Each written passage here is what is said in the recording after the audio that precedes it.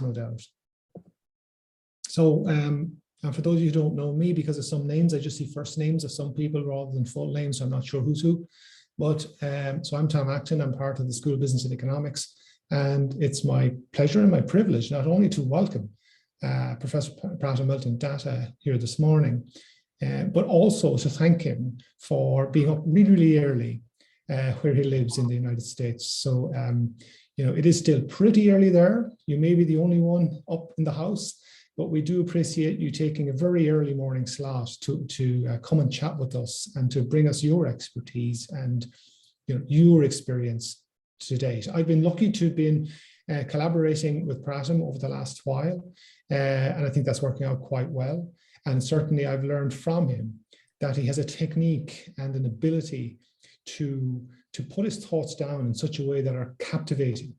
And I think that's really, really interesting because it's evidenced through a substantive output in terms of high quality publications and also a large number of teaching cases. And, you know, they're very, very good reads. And it takes huge effort to be able to put that together to that quality. And I think you're going to focus on that for us this morning, because not many of us have actually, you know, dipped our toes into the writing teaching cases. So I think a great many of us could actually have a lot to learn from Pratim this morning. So I just want to thank you for taking the time. We really do appreciate the time. And we'll hand over to you to present and talk to us. And then no doubt we'll have a really enlightening and enjoyable discourse as the day goes on. So thanks again, Pratim, for coming along. Thank you, Professor Acton. You've been an absolute wonderful colleague to work with, and, you know, frankly speaking, the feeling is mutual. I've absolutely enjoyed your gracious presence and your gracious participation. But on that note, I'm Pratim Datta, and we'll be talking, or today I'll be at least trying and sharing some of my thoughts on writing teaching cases, and I try to be funny. Most of the time I fail at it, but it doesn't stop me from trying any nonetheless. I call it the long and short of IT. So, of course, thank you very much for giving me the opportunity, Tom and Kieran, and let's start it off. We have an interesting agenda, and the agenda is, or when I try to create an agenda, I try to create it as teaching cases is not just being the solution for it all. It's not a panacea in any shape or form, but it is sort of a progress from, of course, moving away or shifting this interesting balance that we have between rigor and relevance. And so the agenda is as follows. We start off with talking about the educator's paradox, rigor versus relevance, then the dichotomy of barnacles and butterflies. And then, of course, we start talking about technology as the artifact and student industry as the audience. And then choosing the technology and the context, keeping IT socio-technical, then choosing a case, inductive storytelling, and positioning for factual engagement. And then, of course, we'll have questions and answers. Now, I must start by, and of course, noting that at the end of the day, education is not the filling of a pail, but the lighting of a fire, right? And similarly, as Eliot says, that, you know, we don't, at the end of all our exploring, is to return to the place where we started and rediscover it for the first time. And that is what we're doing. You know, we're all, you know, we all publish. We are required to publish. That is what our bread and butter are, of sorts. But the de rigueur that we take in publications, oftentimes we revisit what we have done, what we have published. It allows us to also take a slightly different perspective on it, saying that, can that become, you know, have things changed? Could that become an interesting case? How do I pass this on to my students? And that, I think, was the preliminary force that drove me towards even writing teaching cases in the first place. So we start off with the educator's paradox, which is rigor versus relevance. And of course, And Thomas Kuhn, blessed Thomas Kuhn. So his science rests, he always talks about that normal science rests on determining significant facts, matching facts with dominant theory, which was what we end up doing. And then, of course, coming up with hypotheses, testing hypotheses, and then articulating it via empirical observations to extend or refute theory. And that is what we've been trained to do. For MIS academics, rigor requires assuming the quasi-stationary world. So we have to assume, that's the paradox in what we do. We are technology researchers, yet when we research, we have to assume that the world has stopped, because our research takes account of a world that is quasi-stationary. If it were stationary, by the time the 2 years it takes for an A journal to publish our research, technology is likely to have changed. So we use a lot of hypotheses, positivistic articulations and everything, but there is this very interesting time lag that we have in terms of when we get things done and how we get things done, right? So between these epistemological considerations and publication. Now, mind you, I'm going to say this rather than you thinking that I'm some absolute idiosyncratic person, an eccentric who just thinks that, well, all we do is write cases. I do believe with these MIS Olympians that I am also a die-hard logical positivist, and I've been a frequent empiricist too. But goes back to saying that given that research typically assumes a quasi-stationary world, we end up creating a credibility gap. So following on, so this credibility gap is what my students oftentimes, they used to ask me all the time that this is very interesting, but what kind of research are you doing? And I used to have a bit of trouble explaining to them my research while I'm teaching them that, hey, remember how good you are, what you can do oftentimes should be captured in an elevator speech. That's your innovative approach towards life, what you're building, what you're constantly constructing. So that's when I felt that academic rigor and relevance were obverse heights, especially with publication time lags. We live in a world where we need to publish, and we again goes back to this quasi-stationary model. Yet we are also investigating a world, especially our world. And I remember chatting with some of the other researchers in the College of Business, including marketing, other than possibly finance, including accounting, that accounting has sort of stayed somewhat stable over time. Things like organizational behavior has stayed somewhat stable, yet technology is anything but stable. It's constantly in flux. So surprisingly, innovations, particularly technological innovations, are agile, at least I call them agile leviathans. They're powerful, they're flexible, and they're constantly morphing. And therein lies that innovator's dilemma, where suddenly we realize that competitive erosion is more dangerous than theoretical fortification. And that's how Silicon Valley or any of the technology starters work, which is erosion is way more dangerous than any kind of theoretical fortification. It doesn't really matter what the theory says. If something's changing, we need to change with it. We need to constantly shift market forces. So technology market forces follow Zuckerberg's notion of move fast and break things, while we work on this typical notion of move slow and contemplate things.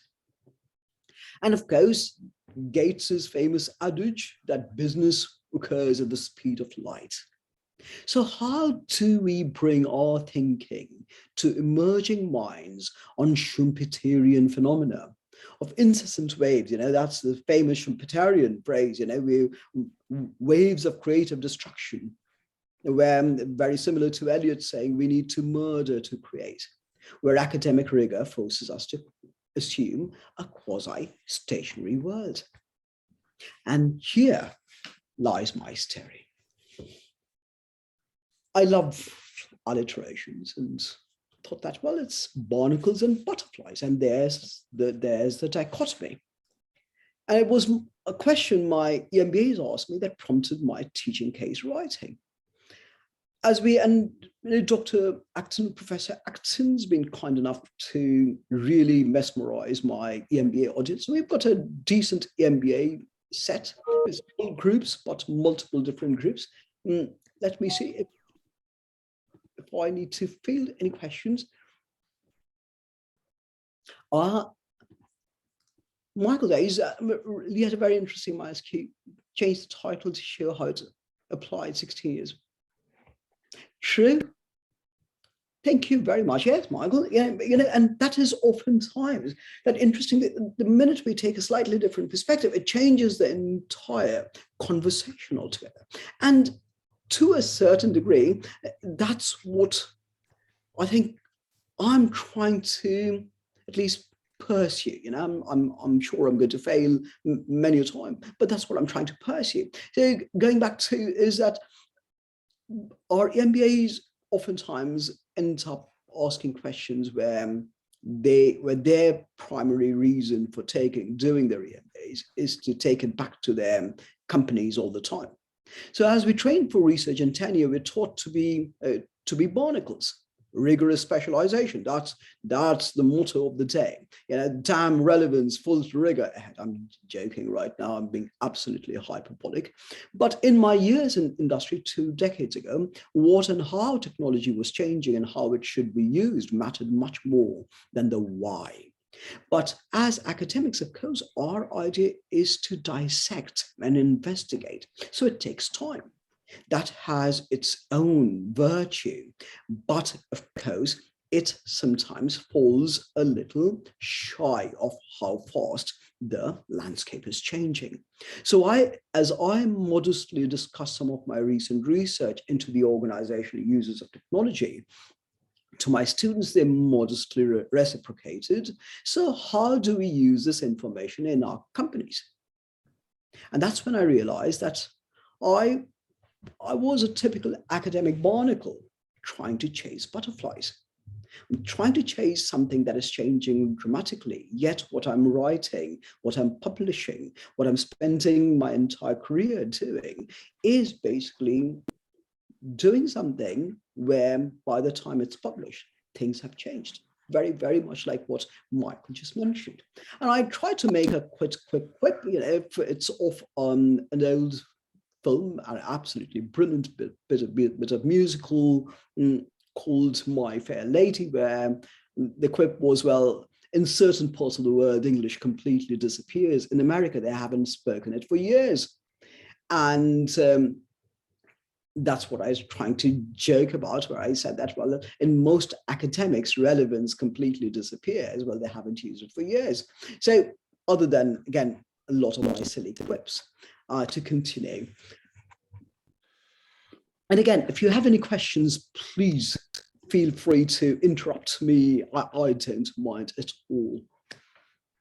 So choosing the technology and the context. So what is it that, how do I at least humbly pursue this?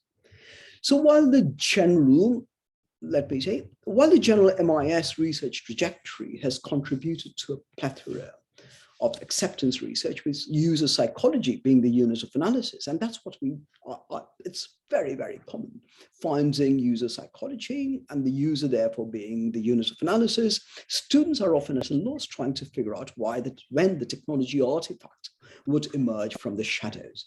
Yet where exactly is the technology artifact? All right, we understand you're talking about, I don't know, decision system, but it tends to be more about a user, and it wouldn't really matter if it's a decision support system or something else. On the other hand, in my time working for companies, rarely did where the users asked about, especially enterprise technologies. Enterprise technologies were much more aligned with strategy And we were basically oftentimes tacticians trying to, sort of pilot our own individual ships in order towards some kind of goal orientation. So in order to reverse this bit, the impetus, I thought that, well, teaching cases would be interesting, maybe from a discourse to a story, but a story that can then start another discourse, a different one, possibly. So in teaching cases, emerging technologies subtly become the artifact, and the business of the cultural user becomes the context. So suddenly it is every single teaching case that I've written, the technology is always the story. It is what the technology does. It is what it sort of brings to bear. Right now, I just finished writing a piece on ransomware, but the ransomware becomes the central artifact. And of course, it is weirdly enough set as we see Russia move into Donetsk and northwards from Crimea. It is amazing to think of it that, it's actually interesting that my case was written in the context of Russia in Crimea and how they were setting up, Rigor and so forth, were setting it up. But that, again, this gives me a chance to bring to bear what is happening and how what is happening changes our not only mode of thinking, modus cognos, but also our modus operandi. So in teaching cases, emerging technologies become the artifact, as I mentioned, and the business culture becomes the context. Yet, even though it's an artifact, it stays relevant, factual, yet the business and the cultural context creates a sense of incomplete information, a bit of suspense that oftentimes drives most of us, or most of the students, or most of the audience to think, well, what should I do? What could we do? How should this company react? How should the society react? How should an organization react? And that's bringing back Herbert Simon's bounded rationality to kindle students' inquiry, that at the end of the day, there is a lot that is even hidden in something that is relevant and factual. And what is oftentimes hidden is this very interesting tapestry within which it operates. Every society, every timeline within a society creates a very single footprint, a very specific signature. And that signature is never, ever replicated. By the time I even finish this sentence, the present is past. So that sense creates, this very idea that was fleeting, creates a sense of suspense that also brings about this incompleteness and bounded rationality, allowing students, and I found this to my essential delight many a times, that when I introduce teaching cases to my students, they end up learning much more about the topics because they get really interested and keep wondering, why did they not do it some other way? So therefore, it keeps IT socio-technical, easier to imbue socio-technical and techno-cultural aspects in even drier technological discourses. Databases, we're talking about cybersecurity, we're talking about programming. For example, right now I'm teaching a graduate course in computer science, and we're doing something called cyber ops, cyber operations, but gave them a case on the Stuxnet attack. And based on that, now they're trying to come up with a mechanism to model the entire process by which the attack happened, to figure out how could that have been prevented. So again, whether it's programming, cybersecurity, it just raises or brings the discourse to a slightly different level, where they suddenly start connecting a bit more than simply being a receiver to a broadcast. Therefore, it shifts the conversation. Relevance in the phenomena and the contextual problem. So start shifting the relevance to the phenomena, and the contextual problem becomes this interesting bit of suspenseful piece that they need to still figure out and decipher. Rigor in students' innovative thinking, problem identification, definition, weighing alternative solutions, choosing a logical, often innovative plan of action, and of course, assuming the persona, especially when they do some kind of assume some roles and do a bit of role playing, then it allows them to really take over and assume the persona. And then, of course, for me, it is a recompense. It is an ample recompense, to quote Wordsworth, from their vociferous debates and discussions. And I see them getting so carried away, and they revisit it over and over again. So again, that is the motivation why I do it. But I'm going to pause for a second, because I've been incessantly talking, and see if you've got any questions before I talk about how I choose a case and how I try and craft it. Thanks, Pratim. Maybe actually, Michael, you might want to raise that question before. I know Michael Lang has to leave a bit early. So do you want to talk to Pratim about your question on the teaching cases in the top journals?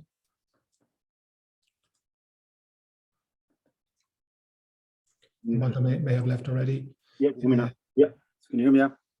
Yes, I can, Michael. I'm heading to the dentist now, so really looking forward to that now. Pratim, just to ask you about publication of teaching cases and where to go with them. So I recently did a trawl of the scholarly top 8, and as far as I can see, only the Journal of Information Technology has published teaching case articles, and the last of those was in 2010. They published them in 1997 and 2010, and actually quite a lot of them were in a special issue, one special issue. Outside of that, the scholarly 8 seem to have ignored teaching cases, and indeed, to a large extent, ignored a lot of pedagogical research. ISIS 22 is calling for teaching cases. I'm assistant editor with Journal of IS Education, and we also publish teaching cases as well. And then, of course, there's Harvard. So I just want to ask you about your opinion on where these things, teaching cases, could be published to achieve impact, and just your experiences in that regard. It'd be just nice to hear, if you've gone down that road, what advice you could give us. Yes, that's a difficult question to answer. Mainly because I've only published in communications of the AIS, my teaching cases, and I've only published, and the only other place I've published is the Journal of IT stopped publishing teaching cases because they realized that they could spin it off. So they spun off a sister journal called JITTC, Journal of IT Teaching Cases. Of course, it's not as respected as JIT, because of course it misses that, the otherwise, so oftentimes that hard-nosed, robust empirical rigor that goes in IGIT, and I've published in both GIT and JITC.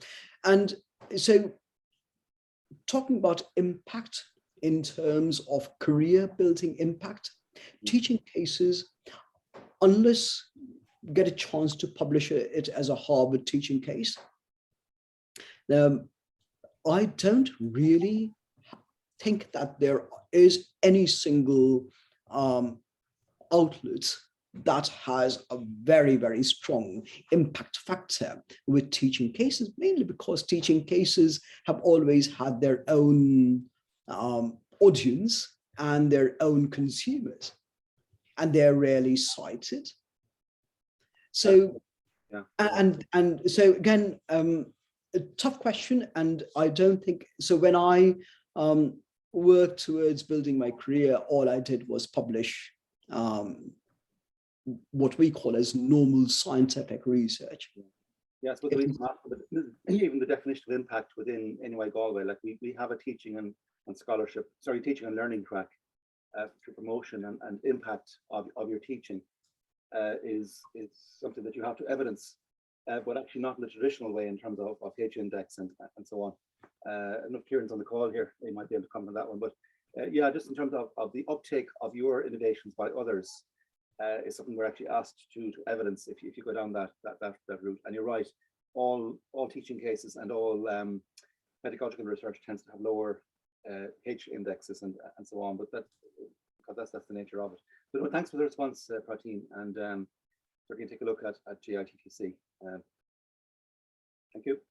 Thank you, Michael. Thank you. It was a very good. And you know, I think this is an interesting conversation to have had, because it is possibly important to rethink how we talk about teaching impacts. What is it that we are leaving behind? What is, you know, in terms of teaching, is it always a far and forget scenario? Is it something that remains as a persistent link? And, you know, teaching cases oftentimes create that sense of persistence. I remember the first time I wrote a teaching case, I wrote it when I was doing some work in South Africa, and there was a cybersecurity attack, and I wrote it there.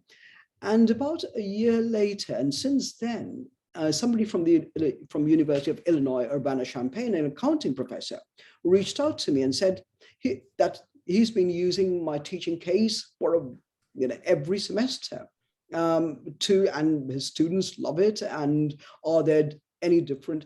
And I've received very similar things from different places, and that gives me a lot of pleasure, because, of course, you know, having gained the general academic, general promotions, I now have a feeling that, all right, so how do I engage more? Not just engage academics, but also engage my students much more with something that is a bit more persistent. For in this case, this is my attempt at creating some kind of a persistent phenomena, which is using a teaching case to capture it. But yeah, that's an interesting thing, and I hope that more schools start looking at things like teaching cases when they evaluate teaching, because we have a very similar set. It's 40-40-20, 40% research, 40% teaching, and 20% service. I suppose you have a similar setup too. Would that be a decent hypothesis, Tom? It is exactly correct, Pratim. We have we have two types of academic. We have what we call a type B, which is the 40-40-20. We also have a type A, which is more heavily on the teaching side. So it would be 60-20-20. But nevertheless, there are three corners to the triangle. And then for progression of academics, it's about excellence in all of those corners, really. And I suppose Michael's point brings up this notion that, you know, our instruments for quality tend to be rather blunt. They tend to be, you know, Shimago or Q1 or ABS or ADVC or what have you. Yet the impact of some of those papers may not be actually quite useful. And I think, you know, one comment I'd have would be, I come from an industry background before joining academia, so do you. So you see that you want to create that immediate impact for the practitioner. And a teaching case, I think, is a fantastic way to do that. But isn't it a little tug of war, though? It's a tug of war because some academics or some institutions would say, well, that's lovely, but it doesn't beat an ABS 4, you know, so there's always that that tug of war. It is, you know, and then at this point, of course, as you so rightly say, that's it is this tug of war. It's my own internal reconciliation. That what do I carry forward? It doesn't stop me, but now I'm trying to look at everything from two angles. Can this be set up as a teaching case? And can this also be set up as a more rigorous academic publication? And you know, that might be, but again, it is also because teaching cases have never really been promoted or never been a part of the TNP process. But if they were, however, Ivy Leagues, from what I understand, they use teaching cases as a part of their TNP. Yeah, I think that's a really interesting point that you raised, this notion of how to consider, how to think about that piece of work that you're kicking off as having two strands, as having that sort of more, if you like, traditional academic paper, but also building the teaching case in parallel. And I think that's an interesting slant on how to think about constructing research projects.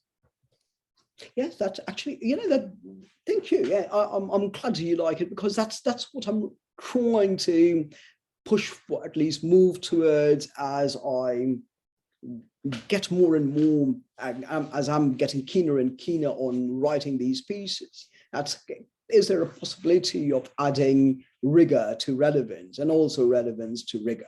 The balancing both the seesaw, but gently though. So choosing a, sorry, any other questions before I carry on? No. So choosing a case. Of course, the big difference. Sorry, hello, Kieran. Hey, how you doing, Pratim? How are you? And apologies for being late, and thanks for John for stepping in. I hope everything's all right. Yeah, absolutely. Yeah, no, brilliant. Work away. Thank you, thank you. I'm quite enjoying myself out here. Thank you again.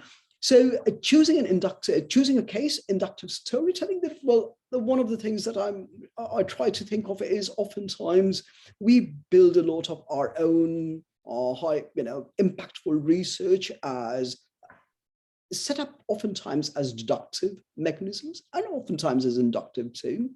But mainly writing a teaching case is an exercise in inductive storytelling. And of course, the key, at least in my case, the whole idea is, what is the, is it current? Is it impactful? So does the phenomena matter to the audience? And will the audience itself connect to the phenomena? What I'm talking to them about, will that be something that they will be able to engage themselves with? And once that's there, then, and of course, similarly, I think I was mentioning that, I just wrote a piece on a ransomware, and it becomes interesting that, or it started off with this whole idea that, well, there was this massive SolarWinds hack, which affected even my institution out here. It was one of the SolarWinds clients. And I work very closely with the Chief Information Security Officer, because we try to bring back some work into my classroom so that students can work on things to solve university problems. But when he mentioned it, I wanted to know what happened. So therein, that got me interested in the anatomy. So I knew that it was current, it was impactful, but then the question becomes, what is the anatomy of the phenomenon itself? What happened? So the phenomenon itself, whether it's a CryptoLocker hack, whether it's a metaverse project that's gone awry, when did it happen?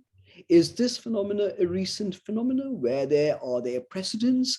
Whether like things like public key infrastructure failures, project scope creep that created these problems? Where did it happen? And there lies a very interesting bit of both generalization as well as customization. Does the place or space matter?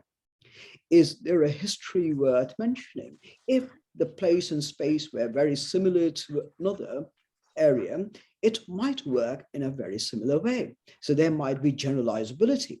However, if they're very different from one another, then of course there's this very interesting custom thread to it, very, very idiosyncratic, very much ad hoc to a certain issue or a certain place or a certain culture. For example, the dark web, does it only happen in the dark web? Does it only happen to a specific country, a client, a vendor? I did some work with the Italian public administration, from which I wrote a couple of cases. And that was interesting because the students always get carried away that, all right, we understand all these, the history of Italy. Are there other countries that share similar histories? Are there certain other places that share similar cultures? Why did it not happen there? But why did it happen in Italy rather? How can we make it happen in the United States? And then of course, how did it happen? How clear is the process? Was transparency of obfuscation the problem? Were there bottlenecks? Things like, I'm again trying to make a quick analogy to these CryptoLocker hacks or metaverse stuff, insecure encryption, client vendor handovers, service level agreements, operation level agreements, and so forth. And finally, do we know why? Is the problem a palpable problem? Are there root causes? Is it the technology, the user, the process, the contract, the environment, the culture, all, some, or none? Now, the last part, or the last two bits, become my launching pad to truly engage with students. This is where I get a chance to now write a case that also has multiple different threads that could create multiple different assignments. Because one thing I realize is oftentimes my students love to stick to a single case and solve it across multiple different types of modeling they're learning, or multiple different ways learning how to do a specific script or a specific code, or build a particular solution or deploy a particular solution. So that allows me to keep the single codes through. Even I remember when I taught operations to my MBAs, I used the digital transformation as asking them how they would do operational modeling, everything like quality functional design to root cause analysis to flow charting, and they use the same case through and through. So how and do we know why? Allowing them that sense of suspense about the context gives me a chance to push this whole idea of, or use the teaching case as something that not only helps them understand something, but helps them understand something, a phenomena, using multiple different tools and multiple different perspectives. So, and finally, sort of positioning for factual engagements. Of course, positioning it for three specific things: positioning it for didactics, positioning it for innovative thinking, and then of course, positioning it for implementation. That's when I'm writing my teaching cases, that's what I'm at least trying to do. So is the learning from the case testable?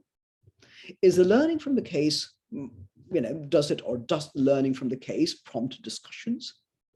Is the learning from the case impersonable and representative? That's where they can assume different roles, and oftentimes in one single session, I will ask a student to take on the role of a hacker, or a student group to take on the role of the hacker, and then and the next part of the session, the same group now starts taking over the role of somebody who's a cyber defender. And as they switch roles, they also start understanding both sides of the puzzle. And that, of course, takes me, and of course, is it usable and generalizable? But that gives me a chance to prompt much more innovative thinking, that they're starting to think more in terms of not only using something, but using something from different perspectives, and allows them to play the devil's advocate.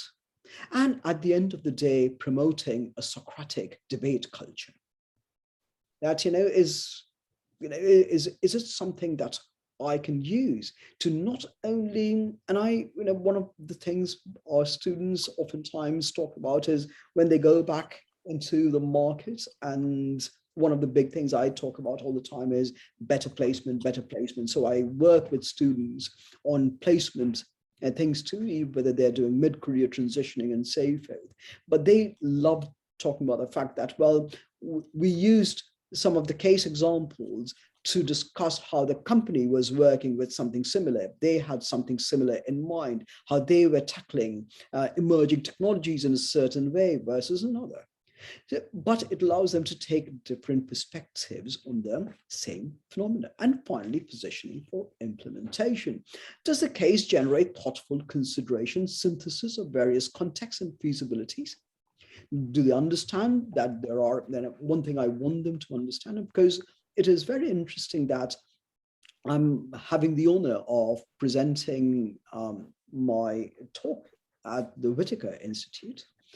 And the Whittaker Institute is, of course, the institute that deals with the social parts of technology. And one of the big things in teaching cases is always that it has a very strong socio-technical reach and range.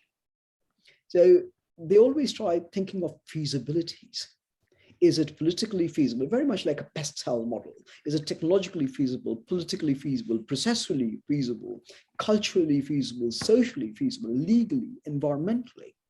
They try and understand how even the smallest bit of legal change or political change or upheaval or a sense of a loss of privacy or a loss of security can derail the best projects in the world. And of course, does the case offer actionable insights? And does the case broaden our technological perspectives? Do we start understanding the technological artifact, what we have sort of, the chalice that we have chosen as what we're going to carry with us? Does that broaden their perspectives on how not only technology is used, but what that technology actually is, and what are its different ramifications, and what are its different features, and when is it sometimes certain parts being sacrosanct and the other parts being absolutely profane? Do they understand these very different perspectives on technology, and does it broaden their technological perspectives altogether? And that sort of ends what I wanted to chat about. I'm sorry, it took a tiny bit longer, but I wanted to make a quick quip out here, and it's open. I'm open for Q&As. Any kind of questions, and the joke, of course, from the famous Douglas Adams, who I think is my muse and my philosopher and everything. The answer is 42 anyway. I'm all yours. Thank you again for being so kind and so bearing. Open for all questions.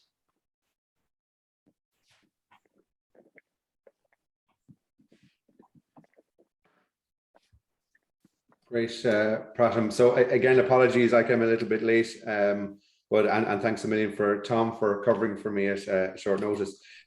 So actually, just one question to start off, Pratim. I mean, this is a really valuable talk for us, I think, because a lot of us do a lot of research, and obviously we try to bring the research into teaching, but we do it, and sometimes in a light way or ad hoc way. This is a really the case-based approach is a really nice way of formally and deeply bringing the research into the classroom. I'm just wondering, for people on the seminar that are probably well established in terms of publishing in journals, where do you see the biggest mistakes happening when those people try to translate, the successes maybe on the publishing side into the case writing?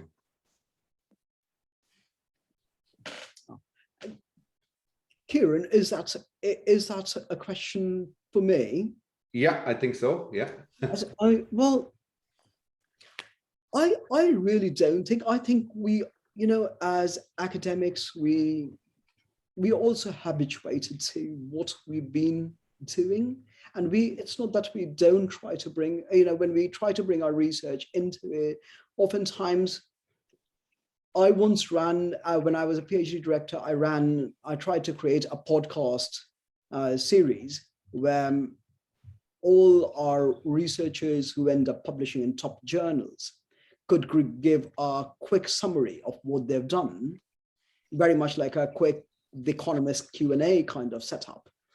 But most of them got very, very bored with it, because they said, how do I even explain it? It's very difficult for me to explain that. You need to have a lot of body of knowledge in order to understand it. So I don't know if I'm answering your question properly, because I really don't have a good answer to it, that what people do wrong. I only know what I try to do. And that's what I do, and that's the reason why I end up writing these cases anyway. Okay, oh, very good. We might open it to the floor actually to see if there's any other questions. And I know that, oh, sorry, and I don't know. Is there anything I missed, Kieran, when you asked me that question, though? No, not at all. No. I just wondered, as I said, I'm speaking from my own personal experiences, that you know, a lot of these things, it's about just writing things well.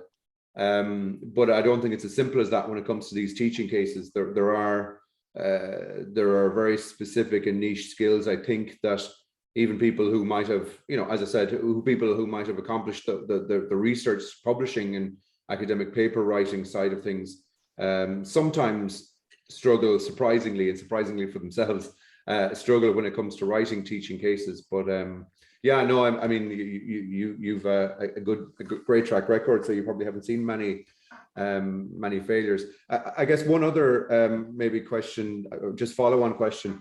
I actually see a post in the chat from Michael just pointing to an ISIS track on a call for teaching cases. So that's really interesting. But one thing I think when it comes to writing teaching cases, there's a number, probably not a huge number, but there's a number of different options in terms of where you can publish those cases. So there's the case journal, there's, you know, the Harvard cases and that repository. There's the JIT teaching cases, which Pratim, you've been incredibly successful in publishing in. So I'm just wondering, again, from your experience, is there are there various strengths and weaknesses to those different outlets? If people in the room are thinking about starting a paper, writing a teaching case, would there be a place to start, do you think, or a decision to be made early on about what to publish where? Yeah, well, I can give you my humble take on it. But I do see Tom's hand raised. Let me see if I can see if I know that Tom has to leave. Tom, my dear sir, do you have a question, I suppose? Okay, Pratim, I can come back in after you address Kieran's one. I don't have to go yet. Just after 12, I might have to depart there. Right, perfect. And so, Kieran, sorry, my dear sir, I would love to publish at the Harvard Business Review, but I have tried a few times and I have failed miserably. Yet I have been lucky publishing at Communications of the EJIS and JITTC only with my cases. And there, I don't know if there is a specific mechanism other than the fact that, again, I try to get away from this whole idea of not using words such as inasmuch and theoretical underpinnings, and try to convert a phenomena more into a story. I'm not trying to act like I'm Herodotus, but I'm trying to say something and try to make something very, very simple, very straightforward, yet provide a lot of evidence in support. But this evidence is always based on, of course, third-party sources. And that, but you know, I had a very, very difficult time migrating to it because it was difficult to subtly tell a story rather than do loads and loads of literature review. I'm no longer standing on the shoulders of giants. I'm rather standing on, you know, shoulders of facts and history. And that oftentimes was the biggest departure that I had to force myself into assuming or, you know, to taking up, because otherwise I realized my writing was staying nice, dry, and very robust. And I was thinking, all right, what should I do? Should I use a random forest out here now? Sorry, that was a bad joke though. Kieran, I don't know, you're asking difficult questions, and if I did have an easy answer to, no. Again, I tried Harvard Business Review, and I've tried like 2 attempts, and both of them have been unsuccessful. Although I know that Harvard Business Review typically asks you to send a proposal in first, and I'm going to try and do that the next time I do something. I'm trying to start something, but robotics, a human robotics interaction. And I'm going to give that a shot. Very good. Yeah, no, just the reason I ask is, you know, again, I'm sure just from chats I've had before your talk, I know there's at least a couple of people who are thinking about working on teaching cases.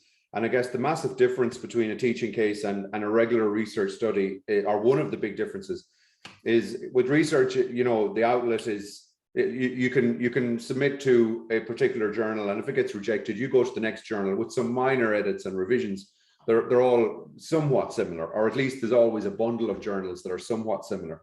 Whereas I kind of get the impression with writing teaching cases, you know, the Harvard teaching cases have a very, very specific way of writing, and perhaps a political element in terms of who you co-author with. And the case research journal, I know from my own experience, does, and I'm sure JIT teaching cases does too. And so it is a daunting exercise for somebody starting out, because you have to write something very different and very intentional for a target journal where there aren't a whole flood of backup options if it doesn't get in, you know. So I can imagine that's a tough barrier for people starting.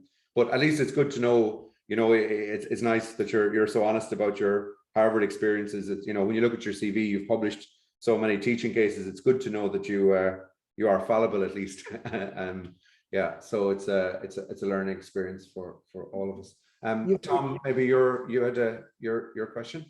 Yeah. Thanks, Pratim, for the very engaging presentation. And my question is a little convoluted, if you don't mind. And it's, on one hand, it's to, if I just sort of bring it back maybe 15 years ago or so, when Petra Schubert, who was in St. Gallen, I don't know if she's still there, but she started to do a lot with SAP in the sort of enterprise system space.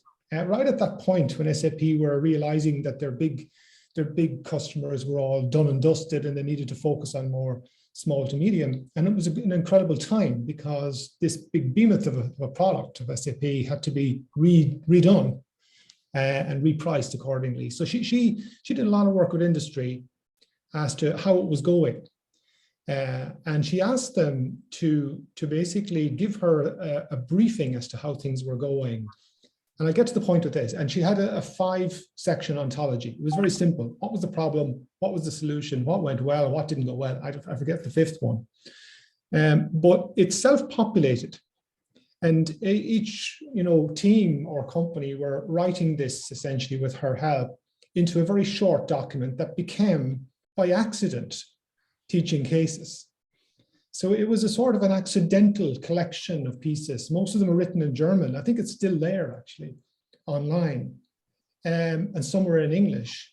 And there were hundreds of these examples of implementations of SAP or variants thereof. And the reason I'm bringing it up is because it came about by accident. These sort of condensed, industry-focused, what worked, what didn't work, focus on the technology artifact piece. And if I marry that with what you mentioned earlier about thinking in parallel, for I like it as method license. Then, you know, should teaching cases come about as an afterthought, or should they be ab initio planned? Is the fundamental question. I believe that they should be ab initio plans. Yet, very much like what Moltke said, that, you know, you can have the best military intelligence, but the minute you get into battle, all intelligence goes to rubbish. That even though it's ab initio plans, the teaching case should be ab initio plans. What we find when we start writing it is that things will start changing, and the context itself will also re-emerge itself and repurpose itself towards what we're trying to get at, forcing us to forcing us to change the story, very much like plan strategy and emergence strategy. The context always plays games, and that makes it very, very interesting, because we also know that it is going to be we'll be writing across a landscape that itself will be changing over time. So by the time I finished writing a teaching case, I find that even though I had a plan of action, the plan of action has, the vector has taken a slightly different turn across a slightly different tangents. How does one stop, or is this an invented problem? How does one stop the technology as the artifact becoming dated? Beg your pardon, my dear sir, could you repeat that, please? I'm wondering how, if the technology is the artifact and is the sort of starting focus for a teaching case, how does one prevent the process of writing that case and having it published resulting in a dated piece, something that's been replaced since, something that's evolved beyond recognition since? So how does one bound what the artifact is so that it has currency by the time it is published and beyond? True. And this is such it's a brilliant question, actually. So the only way I tackle it is this very much like when at university, we always talk about that we don't want it to be, we don't want to teach students a toolkit. We want to teach students the logic behind many toolkits. And very similar, I don't think I would only want to look at Kiva robots as the technology artifacts, but I might want to look at operational robots as a technological artifact. That for me assumes one higher level of abstraction, yet maintaining the technological artifact right in play, so that if Kiva robots tomorrow were to be replaced by some other kind of robotic set, the logic would still hold. So that it's such a brilliant question that it's important, at least for me, to shift the abstraction one layer above a particular type of technology vendor or a very specific type of technology itself. Thanks very much, Pratim. That's a very interesting answer. Apologies, I have to hand it back to Kieran, but I do need to depart because I'm on interview panels all day. But I really, really don't want to leave, actually, but thanks again. Thank you very much, Tom. You've been very gracious, very, very kind of you. Have a lovely day and great weekend too. And talk to you soon. Thanks. Cheers. Very good. Any other questions from everyone else on the call? Oh, I do see Matthew mentioning that. Thank you very much. Sorry, Matthew. Sorry to see you go, but yes, Madam Jonna, I see you've got your hands up. Yes. Hello. Thank you for a very interesting presentation. I was wondering that since you talked about storytelling when you are writing this teaching case, how much literature or a literature background or some kind of theory you should include in the teaching case? What is your take on that? Yeah, that's all right. Johnny, that's a good question, actually. Do you mean academic theories or do you mean academic? So again, if it depends on some specific kind of academic theory, then of course, I typically never use an academic theory at all, because in that case, academic theories are meant to provide paradigms, and I'm trying to break away from a paradigm. So I'm taking a non-paradigmatic approach when I write a teaching case, and the non-paradigmatic approach therefore sort of allows me to depart from using any kind of an academic theory as the underlying piece that describes what's going on. So so I don't use academic theory, but however, I use what typically happens. For me, the academic, the theoretical part would be much more of a country's infrastructure or a company's infrastructure, a company's regulations, policies, very much like their own paradigms, because now that I'm shifting the paradigm from an academic bit of research to a case type of study, it allows me to now say that, well, who holds the reins? And if it's society that holds the rein, that society's tenets become my theoretical underpinning. If it's a company that holds the reins, the company's tenets become my theoretical underpinnings. Of course, it's a country, then the country's tenets. So that then becomes the governing aegis under which I start telling my story. Very much like we start doing our frameworks based on theory, on academic theory. Here, that becomes the aegis under which I start populating my thoughts. Okay, thank you. Can I a little bit continue from that? You mentioned that you had a case on ransomware, and now you're writing something about robots and so on. So do you then sort of introduce the robotics or ransomware context for the students in the teaching case, or do you leave it to them to familiarize themselves to ransomware or robotics?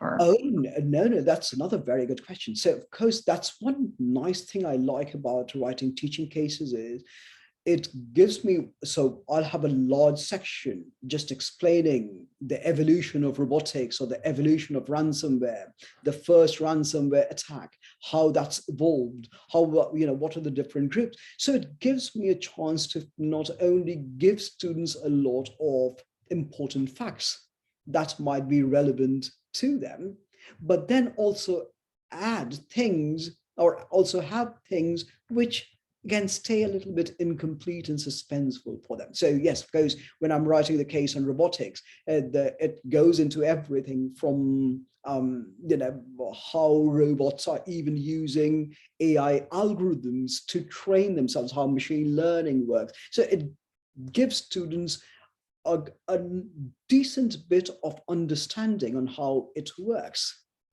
And then, of course, the context is the suspenseful part, which now allows them to go and investigate it themselves in order to tie it, or, you know, sort of be the puzzle maker and see how these jigsaw puzzles fit in as the context change. So, so there's, again, the long and short answer of it is that, yes, I do provide a proper explanation of the artifact so that there's no confusion or misinterpreting of the artifact itself. Yeah, thank you. Yeah, that helps us a lot. We're trying to write one, and that helps us a lot. Very good. But best of luck there. Yeah, thank you. Very good. Any other questions, particularly from people who are maybe thinking of writing a teaching case? If there's anyone that has a particular challenge or a concern or something that's stopping them from starting or whatever, yeah, any questions would be welcome.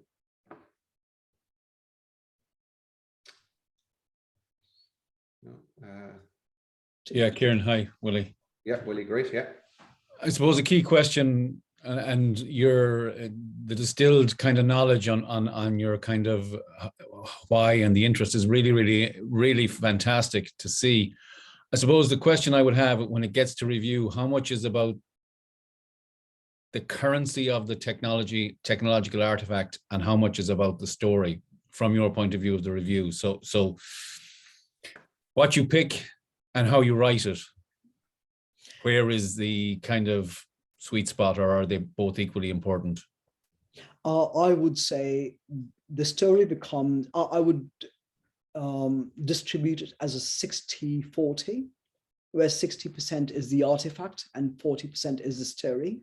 The story simply for me is to provide a context. And the reason why I place slightly lower emphasis on that is that the context shouldn't define the technology. Yeah. And because the context keeps changing, and one of the common things I ask students is, say, you know, for example, one piece I did for the communications of the EJIS, I always ask them, so how would you practice digital transformation? So and the chambers of commerce come in and they want to listen to them too. And then the students think that, well, how would we practice it in America? How would we practice digital transformation somewhere else? And so the context, therefore, is an important piece, but because that is also the changeling, I place slightly lower emphasis on that. But just looking back over kind of, the cases published in JITTC, to some extent, there's an evolution. So you're almost playing, and correct me if I'm wrong, once something that's new has a case on it, it's going to be harder to get a second case on it in that context. So there, and I'm not saying, so there's a lot obviously on analytics right now and big data, and that's going to evolve. But to some extent, I suppose my question is, do you almost need to see the current state of the field in terms of what's published to almost pick the sweet spot of where you're going for?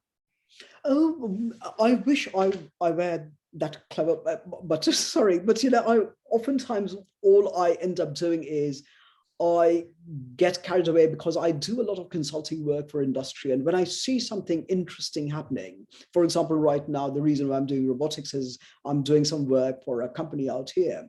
And that company is creating flow robots. And those, and I got massively interested. So I thought, well, I need to learn a bit more about flow robots. And while I'm also trying to tinker around learning some Python programming for robotics itself. But that gave me a chance to now say, well, maybe this is a good stepping point for me to try it out and push that forward. In your experience, sorry, I'm hogging the conversation here, but if there's others coming in your experience, what's the kind of thing that resonates most with the kind of the student cohort in terms of teaching cases? So in order to make it not just one you write, but one that's then used quite extensively, what's the kind of factor X, if you like, from your point of view, having written a number of them?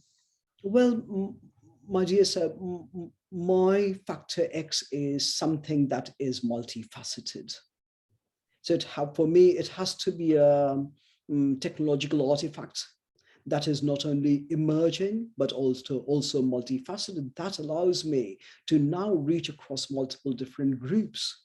I've got our students, we've got graduate students coming in from the School of Fashion, the School of Architecture. And the case therefore must resonate with not only multiple different diverse bits of thinking, but also diverse areas of understanding. For example, not only how would that work with your industry vertical, but also how would that, how would you tackle that? Or could that create certain problems? Could robotics introduce a new HR problem? How would you manage that? Could the metaverse introduce a new HR problem? So that allows, say, choosing something that the sweet spot or the X factor is therefore something that is multidimensional, multifaceted, and has a sense of persistence across multiple different groups, disciplines, and functions. Thank you. Pleasure, Melissa. Thank you. Good, brilliant question, actually. Great. So any other questions? No. Okay. I think that it looks like we've covered everything. So yeah. So again, Pratim, I'm really sincere thanks for the talk today. I know I missed some of it, but from the part I caught, I know it was really engaging and again really relevant for us. It's for most of us. It's touching on an area around teaching cases that we're all interested in, but it's probably a little bit of a blind spot for most of us on the call. So this has really got us off to a good start. What would be lovely actually is, after this, maybe if you had, I know you've published a lot, but if there was a couple of exemplar cases that you've published, or even actually if there's one or two that you really like that others have published, maybe to circulate those to us, just for those that are going away maybe and starting on the first step, to have some really nice examples of cases to work with. And again, if there are a couple of people on the call that are thinking of teaching cases, if it's okay with you, if they can reach out to you and maybe get your thoughts or get some advice. Yes. Thank you very much, Kieran. I'd be more than happy to share some of mine. They might. I hope they'll be decent if I find some interesting ones that might think that might be relevant. And beyond that, of course, if any of you might be interested, any of your faculty might be interested in collaborating and writing cases together, I'm always looking to pick somebody else's smarter brain anyway. So I'm always keen. That gives me a chance to learn a bit and take a slightly different perspective. And it's always a brilliant experience anyway. Great. So again, we might close at that, Pratim, and thanks again. And thanks to everyone for coming along. Just a note for our calendars, our next seminar is on March the 11th with Shirley Gregor. And I'll confirm the time. We might move it an hour just because she's based in Australia. We might make it a little bit easier for her, but I'll confirm that early next week. But again, thanks to everyone for attending, and thanks to Pratim and to Courtney for all the logistics and stuff today. So thank you very much, and see you all soon. Thank you very much. Thank you for bearing with me, and thank you very much, Kieran. Have a lovely time, great weekend, and hopefully we'll catch up sometime. Thank you, Noel. Thank you, Malhi. Thank you, everyone. Cheers. Thanks. Bye-bye. Bye.